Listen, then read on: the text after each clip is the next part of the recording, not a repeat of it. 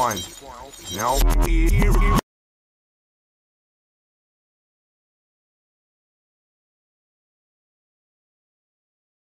Hi guys, welcome to episode 7 of Rewind. This week we're actually looking at one of the games that came bundled in with my family's Amiga 500, and that's Captain Planet and the Planeteers. We'll probably have a look at the other games in the near future. This music that comes on at the beginning used to get me so excited when I was a kid. This must have been like 1990, 91. Maybe 92 at the latest, so I would have been age 7 at the oldest, but probably more likely 5 or 6. And I was a big Captain Planet fan.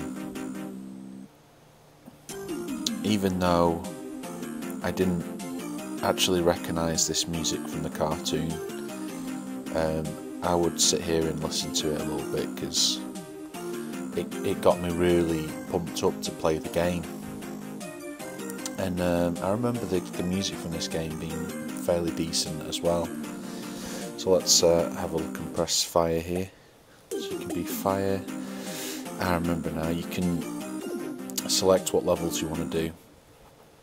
So fire is obviously Wheeler, the North American kid from the cartoon. He has the Ring of Fire. Not the Johnny Cash Ring of Fire, but a different kind of Ring of Fire. And not the one you might get from eating a spicy curry either. So on first impressions you might think this game looks a little bit like Super Mario Brothers. Oh god, the jumping controls are awful. What the hell was that? Okay, this might take a minute or two to get used to. There you go, there's the Mario Brother box pop. So I suppose it does have that, except the jumping controls are far more awkward than in Mario Brothers. What? Oh, 1 life down already. That was a bit of a dirty trick, wasn't it? Every level has a mission where you basically have to clean up the environment, or why do I keep doing that balloon thing? Very odd. Where you basically have to clean up the environment. Every eco warrior has like a different mechanic to them in terms of like the element that they have. Wheelers is probably the most basic, you know, fires fireballs forwards, and I guess that hot air balloon that he has is also one of his powers. But this level you have to clear all the toxic boxes and fix the ozone layer, and we'll get to that section of the game in a minute. But you can actually complete the level if you fail those objectives, but you see there's that little image at the bottom of the screen of Wheeler with his ring out, and if you fail one of the objectives, the ring actually cracks. And it's always been a guess of mine, or I've assumed, that you can't call upon Captain Planet at the end of the game if one of the rings is damaged or whatever, so you can't actually complete the game properly unless you have all the rings intact by the end of the game, which is a pretty refreshing idea for a platform game. It's maybe a little bit deep for a 5, 6, 7-year-old child to be getting their head around, but considering most of the platform games you just go, collect points and reach the goal at the end of every level, this is quite nice to see. One thing about it was, though, it was really, really hard. Maybe Wheeler's level was the only level I completed. I remember completing the water level a few times, but that's a whole other mechanic. Again, hopefully we'll get to have a look at that. Again, I'll sort of play to the typical. Why do those little things disappear? We'll play to the game over screen and see how we're getting on at that point. It's a bit of a surreal game because I don't know what these enemies are all about. They kind of remind me of the enemies from Dyna-Blaster, which was the pre-Bomberman from Hudson Soft.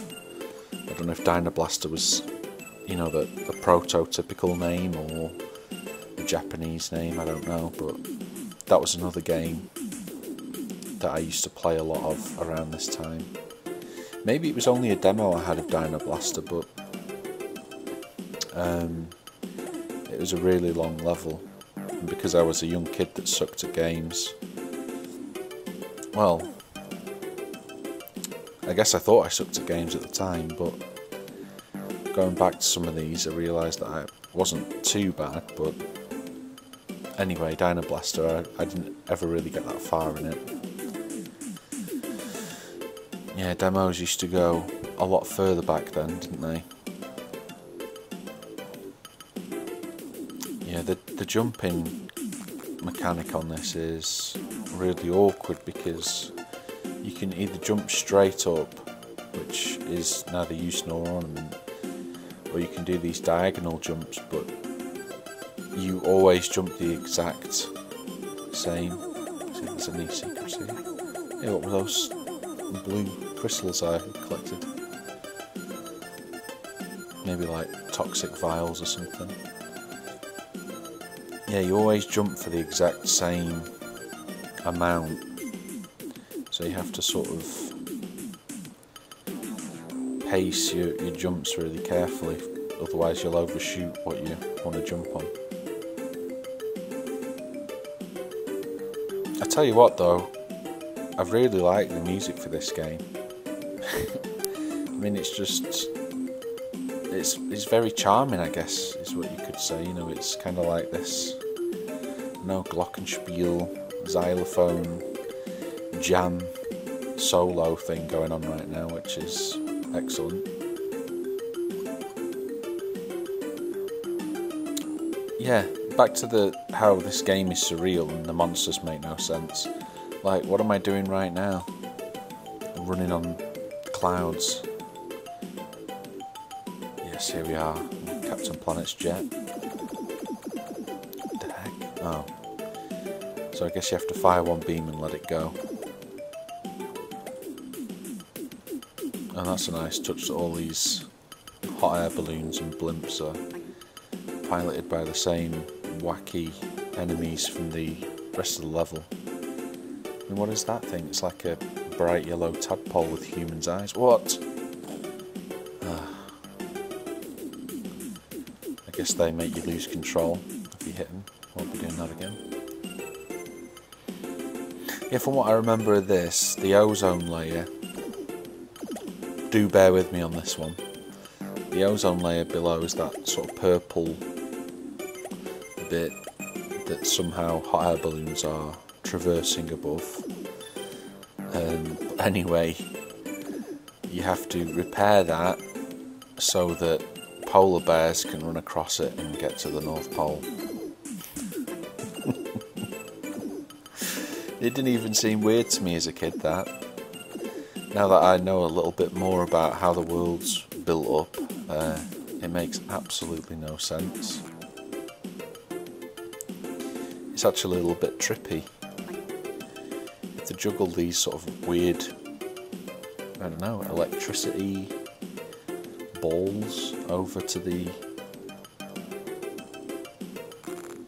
ozone layer and fix it.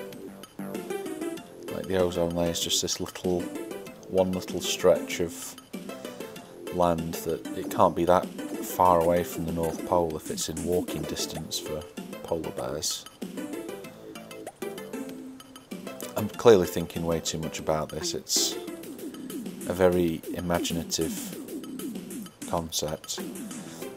I did also have the Captain Planet game on the Sega Mega Drive / Sega Genesis. Many years later, I was probably 9 or 10 years old when I got a Mega Drive, and the Captain Planet game on that system was terrible. I think it only had 4 levels, and they were all the same. Just not a very good game. But this is as weird as it is, in how very loosely tied to the cartoon the levels are. It's actually really good game. I do wish that I'd managed to finish this as a kid, but you'll probably see in some of the later levels that it can be a bit confusing figuring out what you've got to do, because the instructions at the beginning are rather vague. Oh, what was that noise? I'm getting pure points here. Look at this.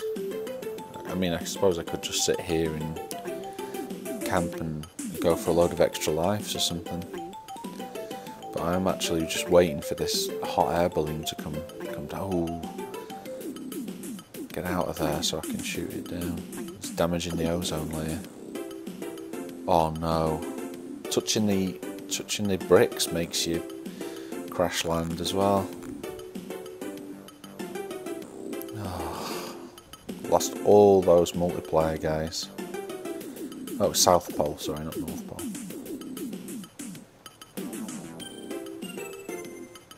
There's those polar bears just casually and patiently waiting for me to fix the ozone layer for them, as they do. How are they even breathing? How did they get there? No. Stop thinking about it, James. See, this fella here, he's obviously an enemy, but why is he stood guarding the pipe that gives us ozone? Why is there a pipe above the ozone layer pumping out stuff that fixes it? You know, if this was a thing,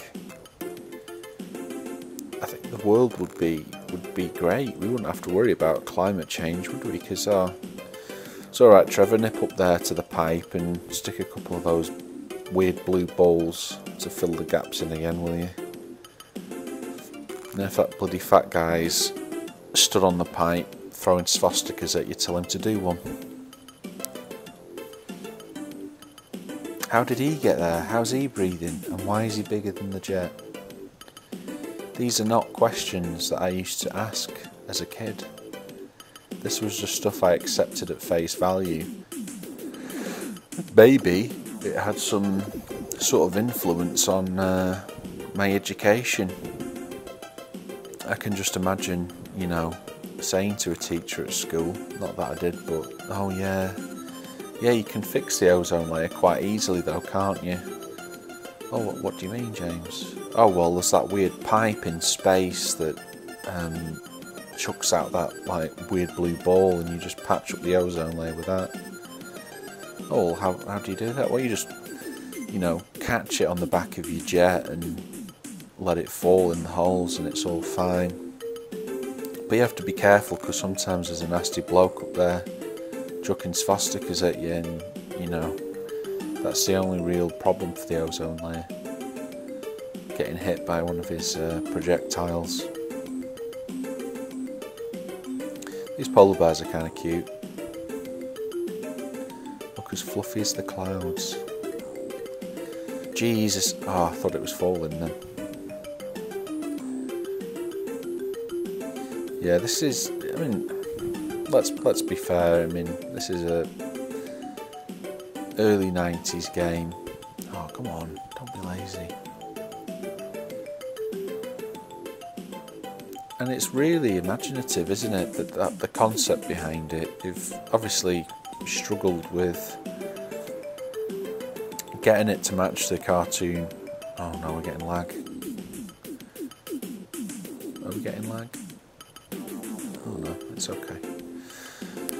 But they've, you know, managed to get the whole thing of saving the environment, saving animals, all the different elements, and giving the different elements unique characteristics.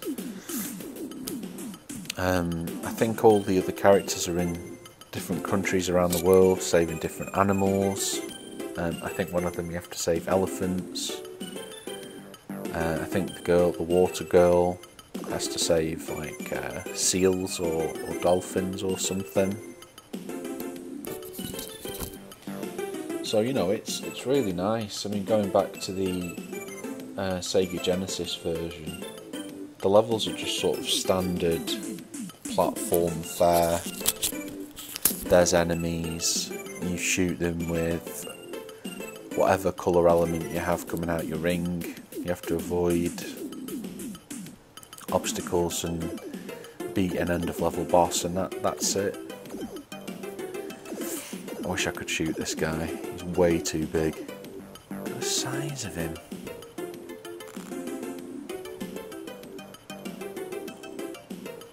Leave those polar bears alone. It's a very unusual projectile for an enemy to shoot, isn't it? What is it? Is it a swastika? It's something mean looking. Maybe they intended for them to throw swastikas, and you know, Mr. Captain Planet or CEO of whatever company was like, nah, not having that, trim the edges off. Exit. Right, there's our polar bears going home.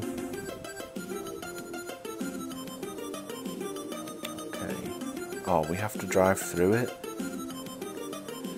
Well, be careful not to touch the bricks here, because we all know what will happen. Ooh, we have to land on it. Oh, that's pretty cool. Right, let's go for water. You can go water or love heart. Water. Now she's got the power of ice. G.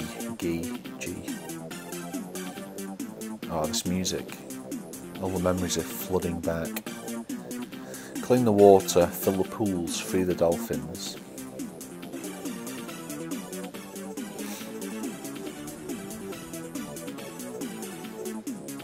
Oh. Let's get out of here. Oh, how do we defeat? Oh.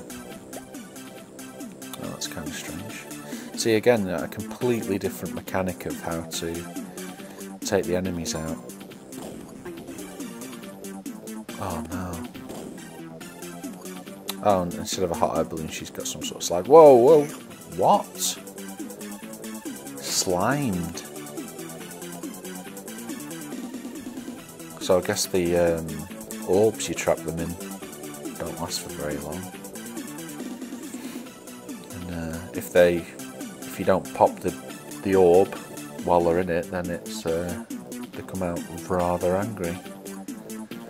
Understandably so as well, I guess. So I don't know where we are right now. Does seem a little Mediterranean.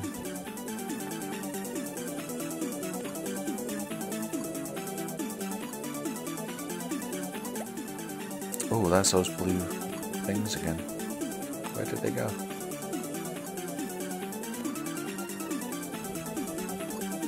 I like the ice slide she's got.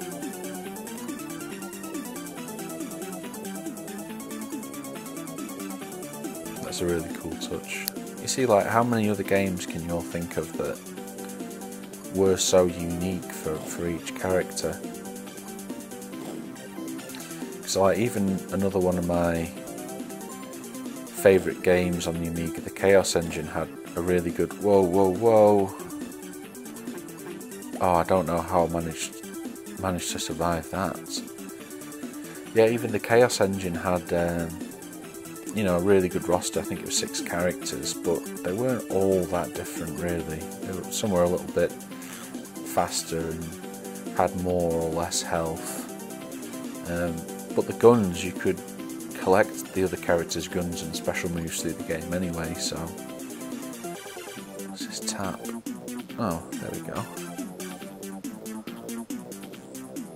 Gotta turn all these taps on. I mean, that's a surreal one, isn't it? Like, just taps in the air.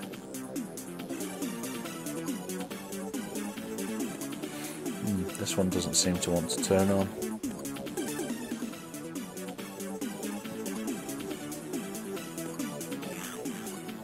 Oh god, look at all these guys.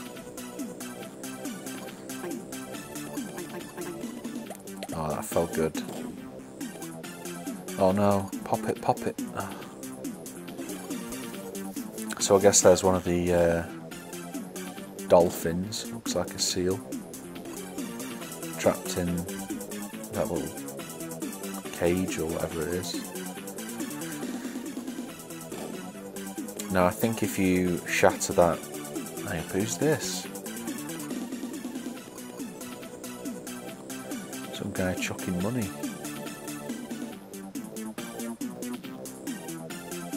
And what a good message that Captain Planet used to send out to kids. You know, that greed is bad. You know, these... Oh no, no, no. Oh.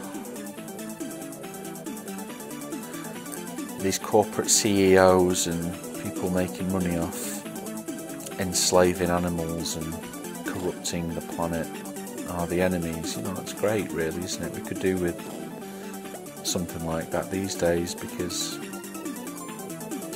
all the TV shows we have now seem to almost glorify and celebrate, you know, greed and wealth, even if you have no real reason to have it. Like, you know, the Kardashian, Kim Kardashian, why is she rich? Paris Hilton, same, you know it. But yet the media sort of glorifies and celebrates those kind of people, doesn't it? Rewards it and kind of perpetuates the problem. Whereas this guy, you know, he's an enemy, he's a nasty guy. Could be Donald Trump, looks a bit like him. Chucking money at dolphins, you know. What are you doing? What are you doing?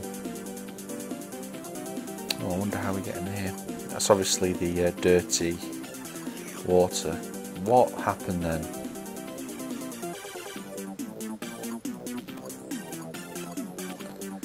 Oh man, you see what I mean? This level's a little bit confusing, isn't it? It's like, where do we go? What do these chain things do? Like, what's going on? Because we're going to have to come back up here at some point to free these dolphins. Oh, money, money, money.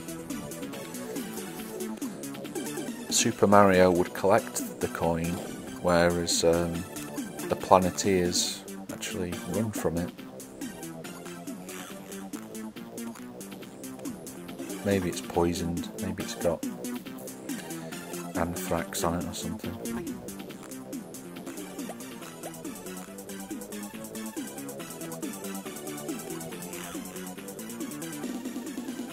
Whoa. Used to hear that chavs or townies would throw pound coins off Blackpool Tower, try and hit people on the head. It's a bit like what this guy's doing really, isn't it? He's just a chav basically in a suit, throwing quids off a vantage point to try and hit people on the head.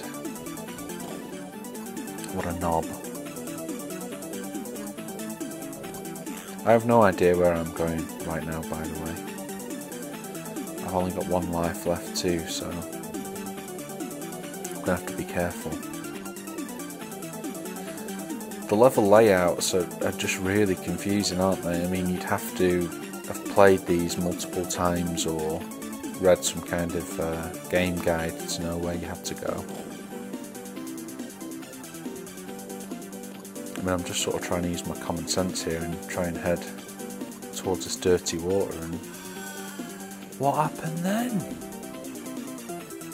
You have failed. The earth has fallen to the power of the eco-villains. Ah, well, that's that, I guess. I don't know how I died then. Like I got turned to frost or something. Let's do the little thanks for watching thing. Player 1, top high score, thanks. Oh, we've got to continue. Tell you what, before we call this a day, let's have a look at Matty's grow. Fire grow. It doesn't even need mushrooms to grow. He can climb and grow. So I guess he's the botanist of the planet he is. Great music again.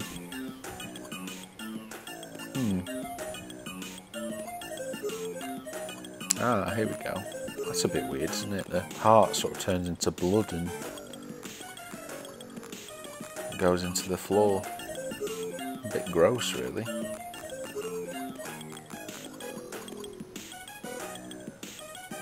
But another unique mechanic. Oh, Jesus.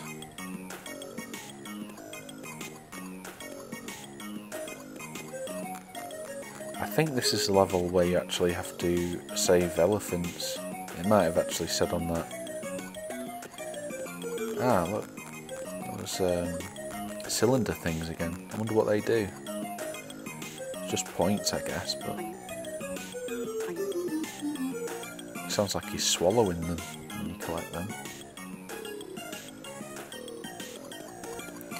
This is really just a really, really bizarre game, isn't it? It's very surreal. It's a good game, and I don't suppose it could have really been any other kind of game. What I mean by that is, as much as it isn't really indicative of the cartoon. Whoa! What on earth is he doing? Crapping out love hearts. I've seen it all today. Yeah, what I mean by that is it's not a reflection of the universe within the game, but it's taken the inspiration from the concept of the show and sort of gone with it and created almost like an individual video game from just that inspiration. I wouldn't call it a classic, but it's definitely a game worth having a look at, because it is still, even now, you know, like 25 years later, a unique game. I can't think of any games off the top of my head that are like this, and especially are tied to a license, you know. I think there were a lot more licensed games about back then. It's kind of like to sell a game. Whoa! To sell a game ID, had to slap a name tag on it. You know, like Bart versus the Space Mutants. I mean, that could have been anything really, couldn't it? But it had the Simpsons IP attached to it. Maybe I'll have a look at the Mega Drive version again of this at some point